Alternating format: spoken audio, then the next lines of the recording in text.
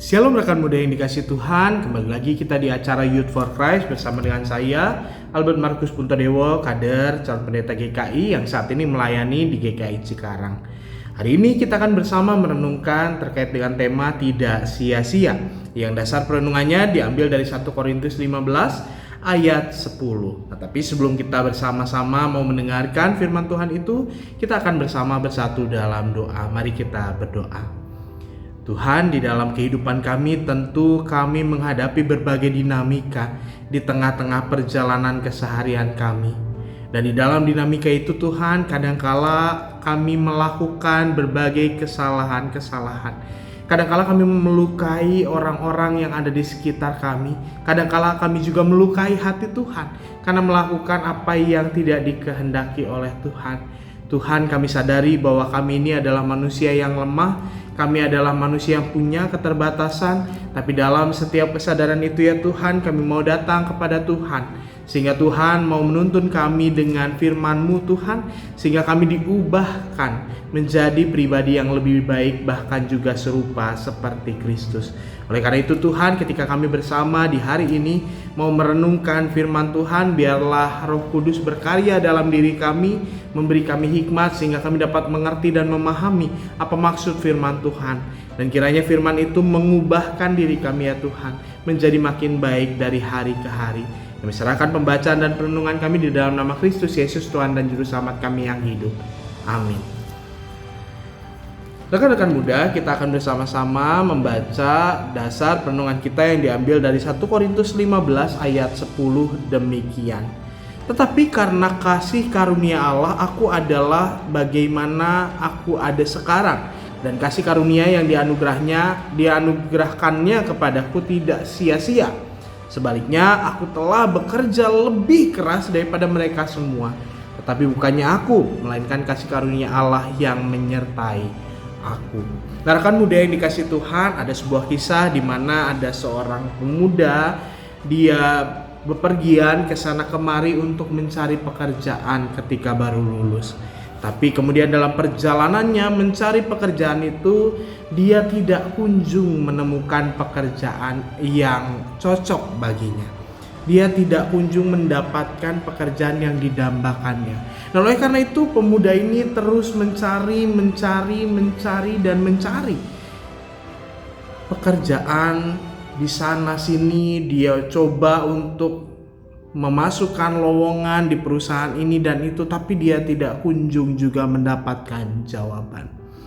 Dan ketika pemuda ini kemudian merasa agak putus asa karena merasa apa yang dilakukannya adalah sia-sia, tiba-tiba ada sebuah perusahaan tempat kerja yang menawarinya untuk bekerja di sana. Otomatis yang dirasakan oleh pemuda ini sangat sukacita karena selama ini dia menanti-nantikan mendapatkan pekerjaan, bahkan sampai merasa putus asa. Tiba-tiba ada secercah harapan melalui perusahaan office yang menghubunginya ini. Lalu kemudian ketika dia menjalani pekerjaannya dari hari ke hari, pemuda ini bertekad bahwa dia akan menjalani pekerjaan sekeras mungkin, serajin mungkin, sebaik mungkin yang dia bisa. Sebab dia pernah merasakan bagaimana rasanya putus asa, tidak punya pekerjaan. Sekarang dia diberikan anugerah berupa pekerjaan, sehingga dia melakukannya dengan sangat-sangat baik, memberi yang maksimal yang dia bisa. Dan pada akhirnya dia dapat bekerja dengan baik, bahkan juga mendapatkan kenaikan jabatan. Nah, rekan-rekan muda yang dikasih Tuhan, perasaan putus asa, merasakan bahwa segala yang dilakukan adalah sia-sia, mungkin perasaan yang seringkali muncul dalam kehidupan keseharian kita. Tapi dalam ketidakberdayaan itulah kemudian pengharapan menjadi lebih kuat ketika terjadi dalam kehidupan kita. Inilah yang juga dirasakan oleh Rasul Paulus. Kalau kita lihat dalam tulisannya, Rasul Paulus menuliskan bagaimana Kristus melayani, dari mulai Kristus lahir, dari mulai bagaimana dia melayani orang-orang, mati, menderita, sampai akhirnya bangkit dan menyapa sosok Paulus itu. Paulus menyadari bahwa pada mulanya dia adalah orang yang berdosa, dia adalah orang yang lemah, dia adalah orang yang rapuh, bahkan tidak berkenan di hadapan Tuhan.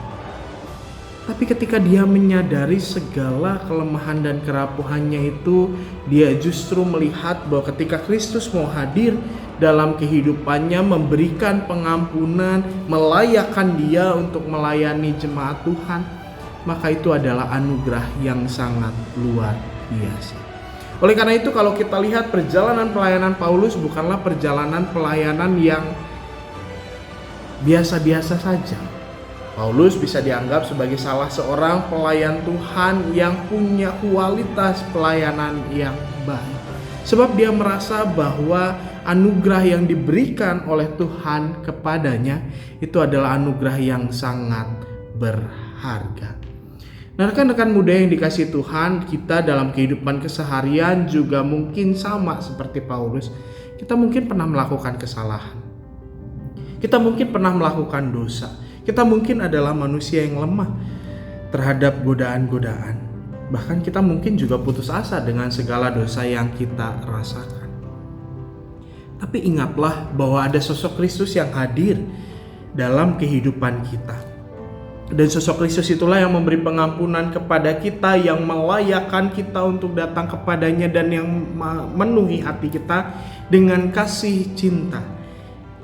Dan itulah yang menjadi sumber rasa syukur kita, bahwa di tengah-tengah segala kelemahan, keterbatasan kita, keberdosaan kita, tapi Kristus mau tetap merangkul kita.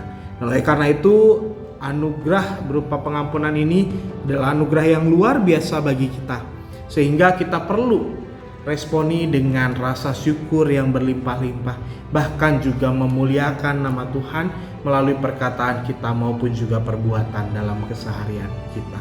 Kiranya kita dimampukan untuk dapat mewartakan cinta kasih Kristus kepada orang-orang di sekitar kita. Mari kita berdoa. Tuhan, dalam segala keterbatasan kami menyadari betapa cinta kasih Tuhan hadir dalam hidup kami, menyapa kami, merengkuh kami dalam setiap keberdosaan kami. Dan kiranya cinta kasih itulah yang menyentuh kami sehingga hati kami terus diubahkan menjadi pribadi yang lebih baik dari hari ke hari. Betapa rasa syukur kami Tuhan atas segala anugerah yang diberikan oleh Tuhan. Biarlah itu menjadi pendorong bagi kami untuk mau mewartakan cinta kasih Kristus pada orang-orang di sekitar kami, menjadi terang dan garam bagi orang-orang yang ada di sekitar kami, sebagai bentuk rasa syukur kami. Dan Tuhan, kiranya Engkau mau menuntun kami, sehingga keberadaan kami sungguh-sungguh menjadi berkat bagi sesama kami. Di dalam nama Kristus Yesus kami mau berdoa dan bersyukur. Amin.